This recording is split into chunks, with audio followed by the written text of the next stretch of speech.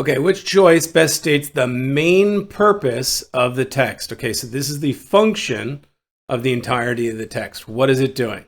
Let's take a look. Is it to convey a contrast, to emphasize Jane's loyalty to certain people, demonstrate that Jane finds her situation challenging, to describe Jane's determination? Okay, the following text is from Charlotte Bronte's 1847 novel, Jane Eyre. Jane, the narrator, works as a governess at Thornfield Hall. I went on with my day's business tranquilly, but ever and anon vague suggestions kept wandering across my brain of reasons why I should quit Thornfield. And I kept involuntarily framing advertisements and pondering conjectures about new situations. These thoughts I do not think to check. They might germinate and bear fruit if they could. So what's going on here? Jane is working hard as governess in Thornfield Hall, but she's thinking about leaving. She's thinking about what else she could do if she quit. So let's take a look. What's the purpose of this? To convey a contrast between Jane's outward calmness and internal restlessness. So is there outward calmness here? I went on with my day's business tranquilly. Yes, that's calmness. That's suggesting that. And internal restlessness. Clearly that's the case, right? So she's pondering conjectures about new situations. She did not think to check. They might germinate and bear fruit. She is somewhat restless inside. She's thinking about other opportunities. This looks like it could well be the correct answer. I'm going to circle it for now. Let's check B, C, and D. To emphasize Jane's loyalty to the people she works for. No, this is not showing loyalty. In fact, anything, she's thinking about leaving them. C, to demonstrate that Jane finds her situation both challenging and deeply fulfilling. Well, nothing here says anything about being deeply fulfilled at Thornfield Hall or being challenged. Nothing about these ideas are actually in the text evidence, so this is not correct. To describe Jane's determination to secure employment outside of Thornfield Hall. Okay, she's thinking about it. She's checking her thoughts as she's thinking about it. So she's not determined to secure employment elsewhere. She's just having these flirting thoughts about it. So D is not correct either. It's to convey a contrast between her outward calmness or tranquil business day versus her restlessness, her desire to possibly quit and leave Thornfield Hall. A is the right answer. Which choice best states the main purpose of the text? So what's the main function of this text? What's it doing? Is it portraying the thoughts of a character, presenting an account of a misunderstanding?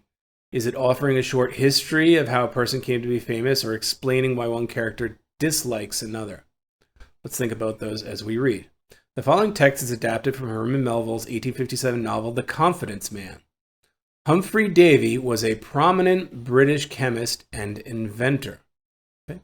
So years ago, a grave American savant, being in London, observed at an evening party where there a certain coxcombical fellow, as he thought, an absurd ribbon in his lapel, and full of smart banter, whisking about to the admiration of as many as were disposed to admire. So what's going on? We've got this American, and he's a savant. He seems to be somewhat intelligent in his own right.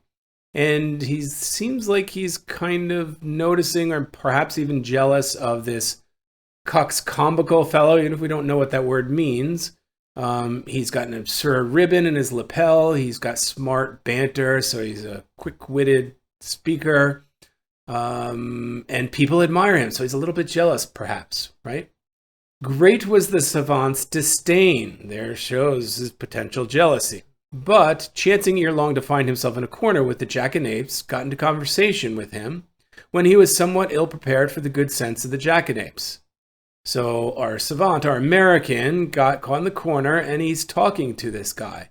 But he was altogether thrown aback upon subsequently being informed that he was no less a personage than Sir Humphrey Davy, which we're told is this prominent chemist and inventor. So this smart guy from America was kind of disdainful about this other guy he saw because he thought he was kind of weird and admired by everybody else, and maybe he was a little jealous. And then he realized who it actually was. So what's the main purpose? To kind of present the idea, the unknown idea that this is somebody he should have known, somebody who was famous, right? Justifiably a little weird, right? So A, it portrays the thoughts of a character who's embarrassed about his own behavior.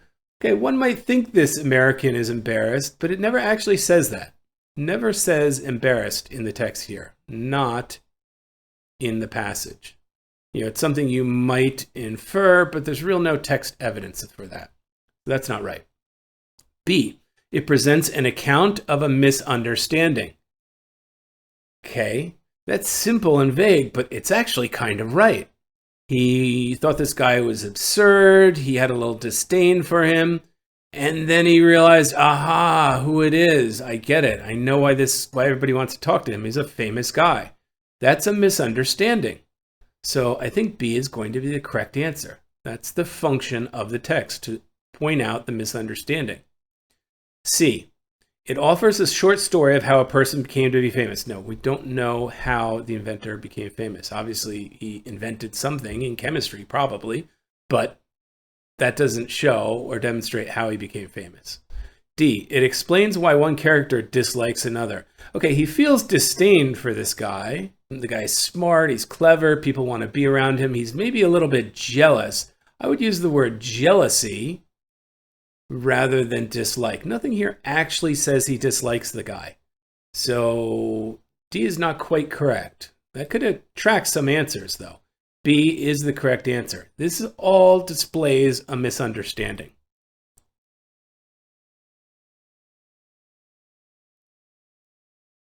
Okay, which choice? We're looking at a main purpose again. What is the text doing? What's the purpose of the text? So is it to argue that research findings about the effects of posture on cognition? Is it presenting the study of this group to critique the methods? Is it explaining a significant problem in the emerging understanding of posture? Is it discussing the study of these people to illustrate why caution is needed when making claims? Okay, well, let's figure out which it is. Some studies have suggested that posture can influence cognition. Okay, so if you sit upright, you stand upright, you're smarter or less smart, seems to be it. But we should not overstate this phenomenon. A case in point. In 2014 study, such and such had subjects stand or sit while making risky, simulated economic decisions. Standing is more physically unstable and cognitively demanding than sitting. Accordingly, the group hypothesized that standing would display more risk aversion during the decision-making tasks than sitting subjects, who would be more risk-taking, since they would not want to avoid further feelings of discomfort and complicated risk evaluations. But such and such found their conclusion was no difference in the groups. So sitting, standing, posture made no difference in your decisions. So what's the purpose of this study? It's to present this idea or study about posture, and the result was the posture didn't make a difference. So it argues that research findings about the effects of posture on cognition are often misunderstood, as in the case of their study. So that the research findings are often misunderstood? No, the finding is pretty clear. They just found no difference between sitting or standing. It's not a question of those findings being misunderstood. A is not correct. B, it presents the study by O'Brien and Ahmed to critique the methods and results reported in previous studies. No mention of previous studies here, not in passage. There are no previous studies discussed. So given that, that can't possibly be the right answer. C, it explains a significant problem in the emerging understanding of posture's effects on cognition. Okay, there is a significant problem whether standing or sitting, good posture or not good posture, makes a difference in your ability to think, essentially. Okay, so this might be correct so far, and such tried to solve that problem. Okay, this maybe, right, explains a significant problem in emerging understanding and how this group tried to solve that problem. They tried to solve the problem by running this study. And it didn't work. They didn't find anything else out. But let's check D.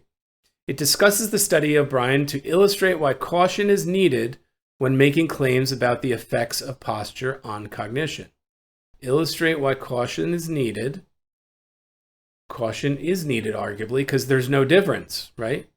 So if you're making claims about the effect of posture on cognition, their results showed there's really no difference. So caution, is needed. This looks good too. What's the difference between C and D? I think I know what it is. This is fundamentally a purpose or a function question. We want to answer what is the text doing, not what it says. It explains the significant problem of the emerging understanding of posture's effects and how O'Brien tried to solve that problem. That is what the text says. That's true. That's just a summary of the text. The problem is that does not answer our question. The question should be, what's the text functioning to do? D is just that. It discusses the study and why it illustrates, or how it illustrates, why caution is needed. This is the function of the study, to show that caution is needed when making claims, because posture does not seem to affect cognition. So caution is needed. That's the purpose of this passage. It's not simply what it says, it's the purpose of it. That's a subtle but very important difference students must differentiate. D is the correct answer. 9. What best describes the function of the underlined sentence? Okay, so we want to know what this sentence is doing. In Jane Austen's novel Mansfield Park, an almost imperceptible smile from potential suitor Henry Crawford caused the protagonist Fanny Price to blush. Her embarrassment grows when she suspects that he is aware of it. Okay, so is this sentence going to be stating a claim about Austen's skill? Is it advancing an interpretation of an Austen protagonist? Is it describing a recurring theme in Austen novels? Is it providing a synopsis of an interaction in an Austen novel? Okay. It doesn't look to be making a claim or an interpretation or a theme. I'm going to focus right away. It's a synopsis, right? This is something that happened between two characters. Let's read on. This moment, in which Fanny not only infers Henry's mental state, though through his gestures, but also infers that he is drawing inferences about her mental state, illustrates why literary scholar George Butte calls deep intersubjectivity. So this scenario between characters illustrates a point, deep intersubjectivity, a technique for representing interactions between consciousness through which Austen's novels derive much of their social and psychological drama. So this is a technique she uses. So, is it providing a synopsis of an interaction in an Austen novel? It is. That illustrates, it is illustrating a literary concept, that is deep intersubjectivity, in the following sentence. And that's the following sentence. Yes, D is going to be the correct answer. Let's check C, B, and A. C, it describes a recurring theme in Austen's novels. This is an interaction, right? This is not a theme. So I don't think C is going to be correct. That is the focus of a literary scholar's analysis summarized in the following sentence. Okay, it is kind of the focus of the analysis of the scholar, right? Yep, the scholar George Butte. It is that, but it's not a theme. So I don't think C is correct. B, it advances an interpretation of an Austen protagonist who is contrasted with protagonists from other Austen. No, we know nothing about other Austen novels, and it's not an interpretation of the protagonist contrasted with other protagonists. That's just not right. A, it states a claim about Austen's skill at representing psychological complexity that is reinforced by an example presented in the following sentence. No, this is the example. It's no reinforcement presented in the following sentence. The first sentence underlined is the example, right? The second sentence tells us what it's an example of. D is the correct answer.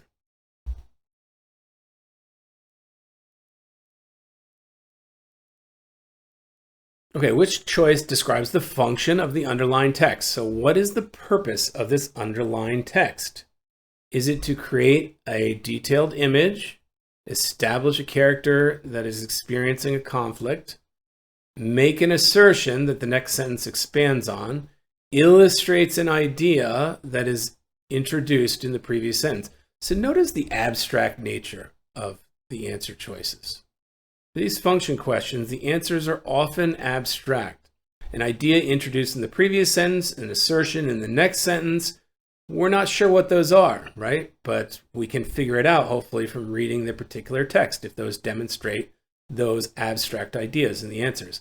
We have to do that for function questions in general. So let's read. The following text is from Edith Wharton's 1905 novel, The House of Mirth. Lily Bart and a companion are walking through a park. So Lily had no real intimacy with nature, but she had a passion for the appropriate and could be keenly sensitive to a scene which was fitting the background of her own sensations.